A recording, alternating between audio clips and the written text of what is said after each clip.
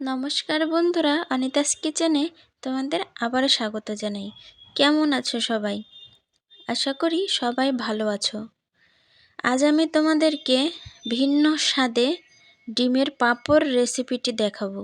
ডিম তোমরা অনেকেই অনেকভাবে খাও, তবে এভাবে পাঁপড় আকৃতির ডিম করে কখনো রান্না করে খাওনি। তো চলো দেখে নেই। তো আমাদের এখানে ডিমের পাঁপড় রেসিপিটি রান্না করতে লাগছে ডিম। এখানে আমি 3টা ডিম নিয়ে নিয়েছি, আর এখানে প্লেটে আছে ময়দা। এটাই কিন্তু আসলে সিক্রেট। ময়দা দিয়ে কি করব চলো দেখে নেই। একটা বাটিতে নিয়ে নিলাম 2 চা চামচ ময়দা এবং সাথে একটু কর্নফ্লাওয়ার। যাদের কর্নফ্লাওয়ার না আছে তারা কিন্তু স্কিপ করতে পারো। দিয়ে দিচ্ছি 1 চিমটি হলুদ এবং 2 চা চামচ জল। এভাবে দিয়ে এটাকে একটু ভালোভাবে এভাবে নাড়িয়ে নাড়িয়ে ফেটিয়ে নেবে তোমরা। তো এভাবে ফেটিয়ে নেওয়ার পরে এর মধ্যে তোমরা দিয়ে দেবে ডিম। আমি দেখো কত সুন্দরভাবে ফেটিয়ে নিয়েছি। ফেটানোর কারণ হচ্ছে ডিমটা যখন তুমি ভাজবে তখন অনেক ভালো ফুলে উঠবে। এখন আমরা ডিমটাকে দিয়েও কিন্তু একেবারে এভাবেই চামচের সাহায্যে ভালো করে ব্লেন্ড করে নেব। দেখো, হ্যাঁ, এভাবেই কিন্তু তোমরাও করে নেবে, তাহলে দেখবে ভালো ফুলবে।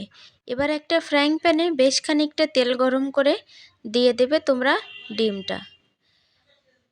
তোমরা কিন্তু টিপসগুলো ফলো করবে। আবার ভেবো না যে আমি শুধু এখানে ডিম পোচ করছি, সেটা কিন্তু একদমই না। দেখো পাঁপড়ের আকৃতি এভাবে গোলভাবে তোমরা ছড়িয়ে ছড়িয়ে কিন্তু পুরো পাঁপড়ের মতনই করে নেবে। তো এক পাশ ভাজা হয়ে গেলে আর এক পাশ ভেজে নেব। দেখো কত সুন্দর পাশ থেকে পাঁপড়ের মতন হয়ে যাচ্ছে, এবং সাইড থেকে আর একটু বেশি করে তেল দিয়ে দেব। দিয়ে এটা কিন্তু আমরা বেশিক্ষণ ভাজবো না, জাস্ট দুপাশ একটু হালকাভাবে লাল লাল হয়ে এলে আমরা এটাকে উঠিয়ে নেব। তো এই সেম একইভাবে আমরা আরও একটা ডিম, কিন্তু এখানে কিন্তু আমরা হলুদ ব্যবহার করব না। আগের ডিমটা দেখেছো তোমরা হলুদ হয়ে গেছে, এই ডিমটা কিন্তু আমি একটু সাদা সাদাভাবেই ভাজবো। তো অনেকেই আছে হলুদের গন্ধ পছন্দ করে না, তো আমি তোমাদের তার জন্য 2 রকমভাবেই দেখিয়ে দিলাম। তো এটাকেও আমরা সেম একইভাবে হালকা হালকা করে ভেজে নিয়েছি। তো অলমোস্ট আমাদের 3টা ডিমই দেখো এখানে ভাজা কমপ্লিট। এই দেখো কত সুন্দর গোল গোল পাপড়ের মতো হয়ে গেছে।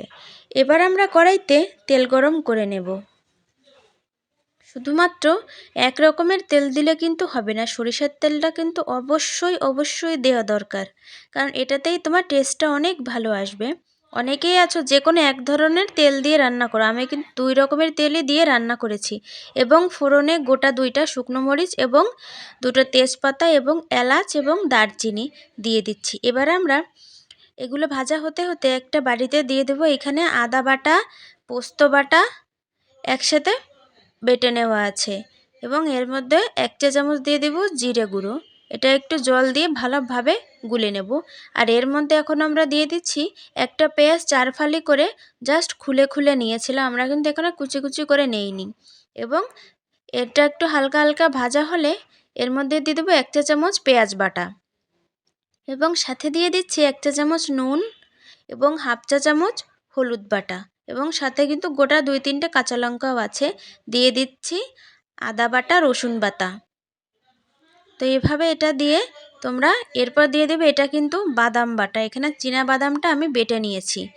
তো চীনা বাদাম এই দেখো এভাবে লাল লাল করে যতক্ষণ দেখবে তেল না ছাড়ছে ততক্ষণ তোমরা কষে নেবে, এবং জল দিয়ে ডিমগুলোকে আরেকটু ফুটিয়ে নিয়ে তোমরা ডিমগুলো দিয়ে দেবে। জলটা ফুটে আসলেই দেবে, কিন্তু তার আগে কিন্তু দেবে না। তো দেখো আমি ডিমগুলো এই যে দিয়ে দিয়েছি। বাহ, কি সুন্দর যে গন্ধ বেরিয়েছে বন্ধুরা, তোমরা কিন্তু না খেলে বুঝবে না, জাস্ট অসাধারণ। তো একটু গরম মশলা ছড়িয়ে দেব, আর সাথে দিয়ে দিচ্ছি ম্যাগি মশলা। এই ম্যাগি মশলাটা তোমরা অবশ্যই দেবে, কারণ এটা কিন্তু স্বাদের জন্য ব্যবহার করেছি আমি, এটা তোমার দিতেই হবে। এটাই কিন্তু আমাদের আনকমন রেসিপির একটা ট্রিক্স। তো অলমোস্ট আমাদের ডিমের এই পাঁপড় রেসিপিটি হয়ে গেছে। এখন আমরা এটাকে নামিয়ে নেব। এভাবে প্লেটে নামিয়ে নিয়ে উপর থেকে গোটা 2টা ধনিয়া পাতা দিয়ে তোমরা সার্ভ করে নেবে গরম গরম ডিমের পাঁপড়। এটা ভাত বা রুটির দুটোর সাথে তোমরা খেতে পারো, অনেক ভালো লাগবে। আমিও খেয়েছি, দুর্দান্ত হয়েছিল, আর বাসার সবাইও খেয়েছে। তো কেমন লাগলো অবশ্যই জানাবে। এবং চ্যানেলটি সাবস্ক্রাইব করতে ভুলো না কিন্তু।